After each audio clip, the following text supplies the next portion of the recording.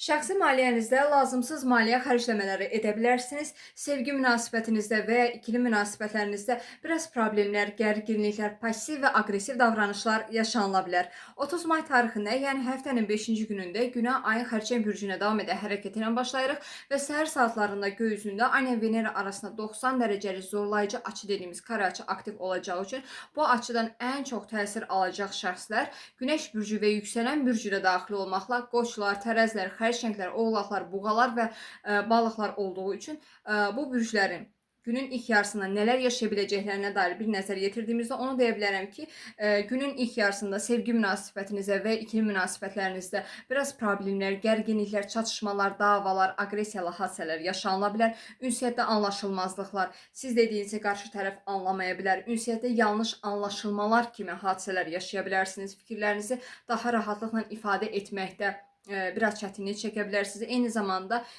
biraz kiçik davalar yaşaya bilərsiniz. Sevgi münasibətinizdə və ikili münasibətlərinizdə duyğusal enişlər və çıxışlar yaşaya bilərsiniz. Diqqətli olmağa çalışın.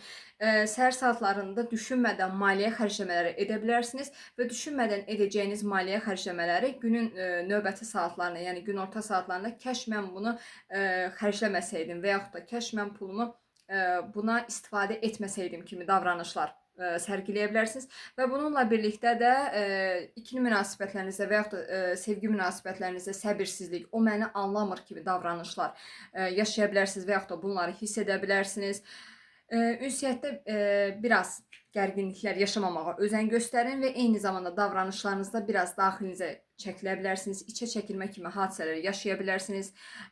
Ünsiyyətdə və münasibətlərdə balans qurmağa özən göstərin, amma səhər saatlarında münasibətlərdə balans qurmaqda biraz çətinlik çəkə bilərsiniz və bununla birlikdə də günün ilk yarısında istər sevgi münasibətinizdə, istərsə də ikili münasibətlərinizdə biraz soyuqluq yaşanıla bilər. Buna qarşı diqqətli və səbirli olmağa çalışın.